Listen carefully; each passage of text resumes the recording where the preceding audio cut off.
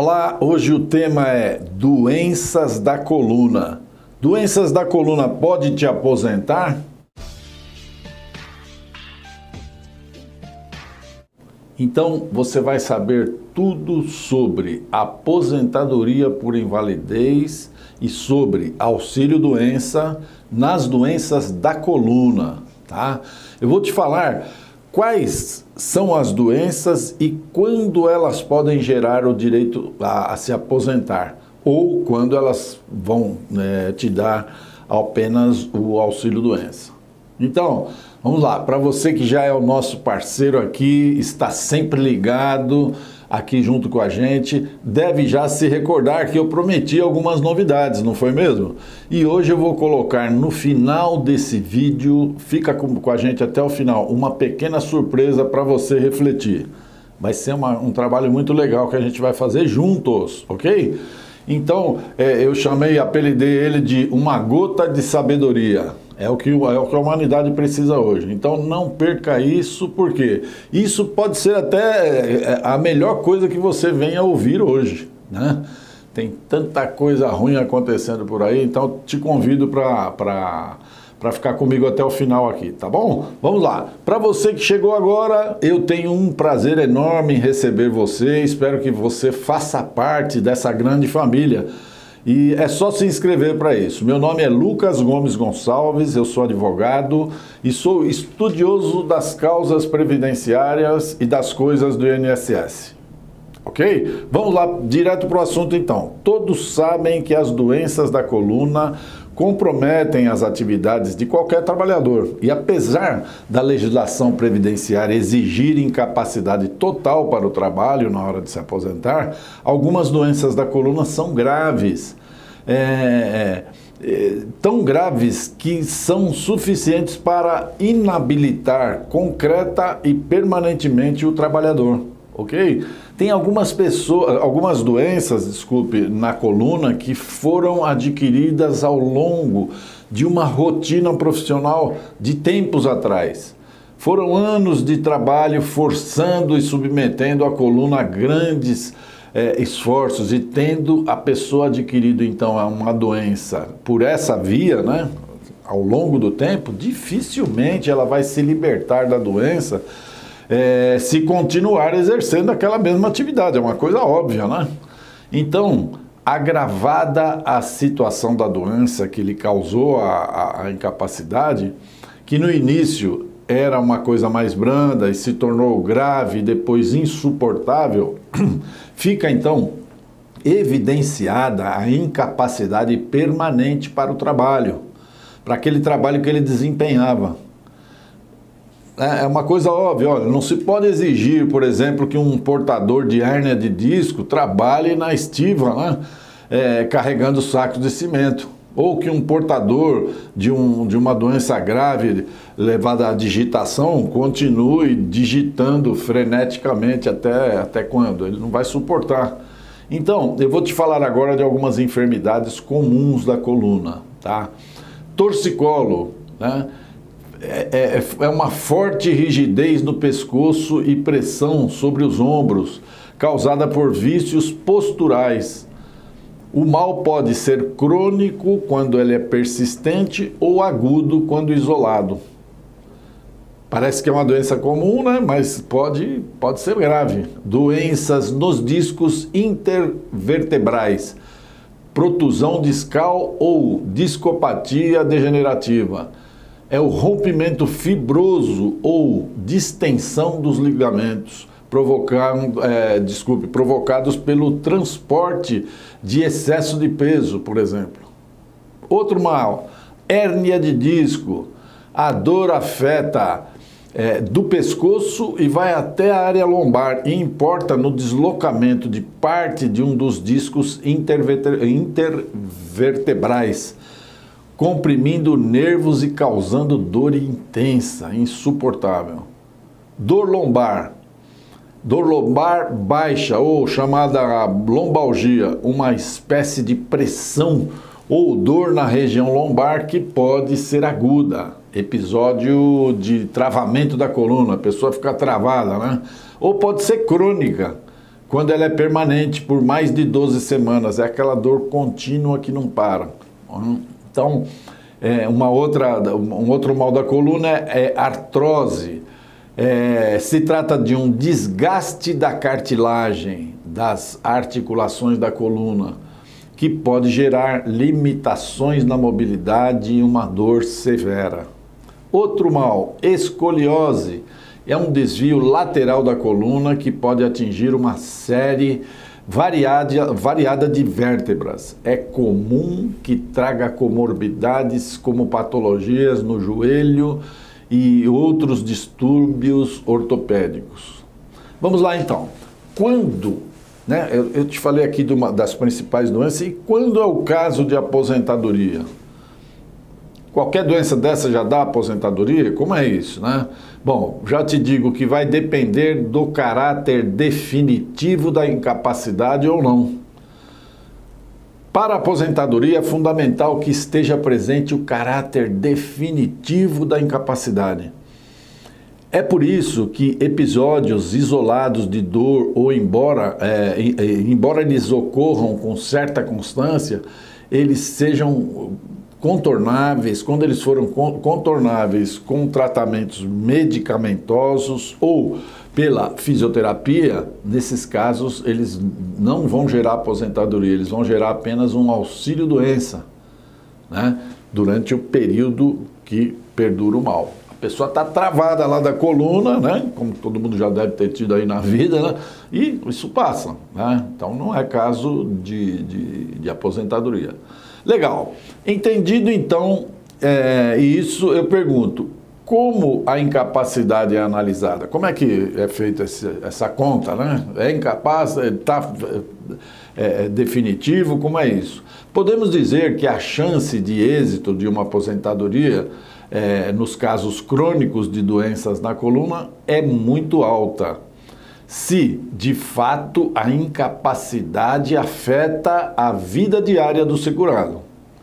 Então, vou te dar um posicionamento do tribunal. Ó. Segundo o TRT4, há 4 requisitos para a concessão da aposentadoria por incapacidade. Presta atenção. Primeiro, é óbvio, qualidade do de segurado. Tem que estar na qualidade de segurado. 2, cumprimento da carência de 12 contribuições mensais. 3, superveniência da moléstia incapacitante para o desenvolvimento de qualquer atividade que garanta a subsistência. E o que é essa superveniência? É o que ocorreu depois, ou seja, a doença não pode ser pré-existente. A pessoa já entrar no INSS com a doença, não vai aposentar. 4, e último, o caráter definitivo da incapacidade. Caráter definitivo da incapacidade. Ok, mas doutor, como se faz a prova disso tudo? Como é que faz a prova? A incapacidade é investigada sempre por perícia multidisciplinar, a cargo do INSS. Ocasião em que todos os fatores sociais, ambientais de interação entre a doença, o segurado e o seu meio de trabalho resultarão na avaliação sobre a incapacidade. A equipe pericial, a equipe de perícia, poderá se deslocar até mesmo ao hospital ou na residência do doente, se ele não puder se locomover ou fizer um pedido junto ao INSS. Ele tem que fazer esse pedido se ele não tiver condições. A carência de 12 meses é o pagamento mínimo de contribuições ao INSS.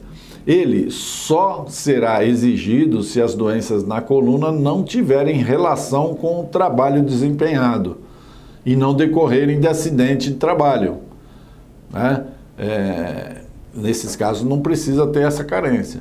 Bom, para caracterizar o nexo ocupacional, será necessário um laudo pericial que reporte o vínculo entre o trabalho e o agravamento. Lembrando que essa associação, né, melhora a expressividade financeira do benefício, aumenta, né, quanto mais o grau. Uma vez aposentada por incapacidade, a pessoa com doenças na coluna não estará dispensada de novas perícias. Inclusive, se for necessário, para averiguar a necessidade de assistência permanente de terceiros para que seja então concedido um adicional de 25% sobre a aposentadoria. Por isso, elas podem ser convocadas a qualquer tempo, sob pena de suspensão do benefício. Entenda que quando se diz que a perícia do INSS seja fundamental e obrigatória, o segurado tem o direito e deverá juntar todos os laudos médicos que ele possuir.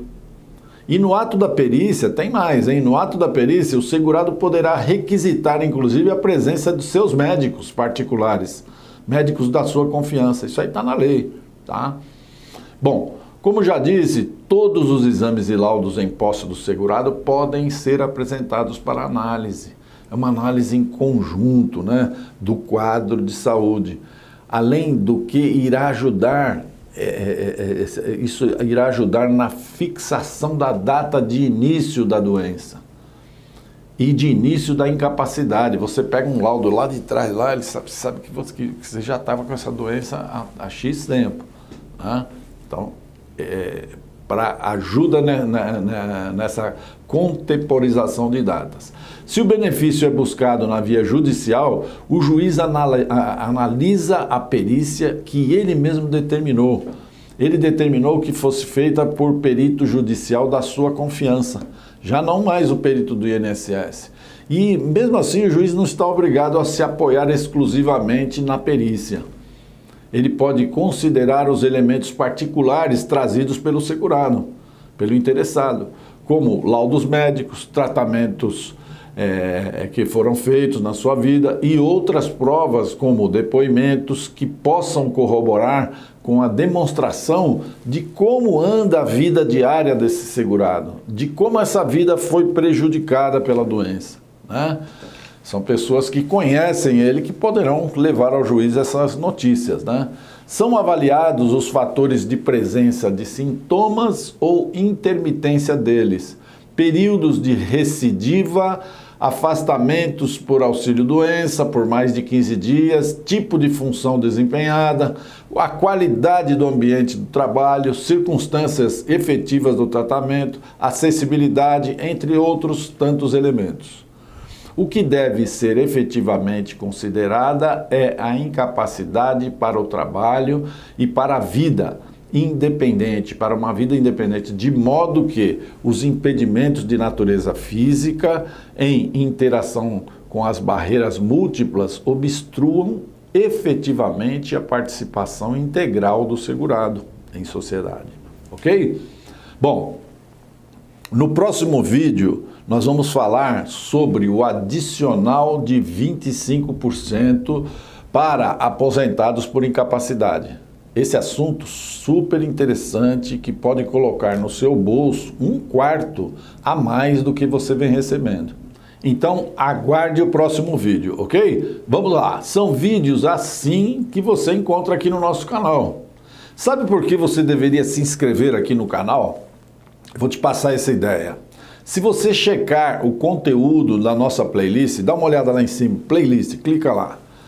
Você vai perceber que existe de verdade um comprometimento de entregar informação de qualidade para você. Informação que foi estudada e checada. E além disso, eu estou sempre lançando uma série de vídeos para você ficar bem informado sobre as mudanças de benefícios do INSS, sobre as coisas do funcionalismo público que dizem respeito ao seu dia a dia. Então, reflita um pouco, para pensar. Eu tenho visto coisas aí absurdas. Fique atento e tome muito cuidado com o número de fakes, o número de coisas fantasiosas que só visam audiência. Não siga esse tipo de canal, se afaste dessas pessoas, tá? Cheque, eu vou fazer um desafio aqui no bom sentido, cheque o nosso trabalho que vem sendo feito há muitos anos e faça como as 436 mil pessoas já inscritas. Fica aqui perto da gente, vem com a gente aqui que tem sempre novidades maravilhosas e eu estou preparando uma série delas aí e uma delas eu vou te falar daqui a pouquinho, tá? Então se inscreve, ativa o sininho, senão o YouTube não te avisa quando chega novo conteúdo, tá? Quer conhecer a nossa equipe e mais sobre o nosso trabalho? O endereço, o telefone, tudo que a gente tem para oferecer, a nossa página é www.ggradvogados.com.br. Então, agora vamos ao nosso momento de sabedoria. Não tenha tanta pressa. Antes de correr, antes de sair atropelando tudo, faça a pergunta para você mesmo. Investigue. Para onde é que você está indo? Onde é que você quer chegar? Uma frase simples de Heráclito, é um grande filósofo que ele já ensinava há 470 anos antes de Cristo. Ter a mente equilibrada é a maior virtude. Então, acompanhe os próximos vídeos, você vai ver que esse pensamento é crescente. Cada dia eu vou colocar uma coisa para você está sempre ligado. Obrigado por ficar aqui comigo até o final, um grande abraço para você e até o nosso próximo encontro aqui.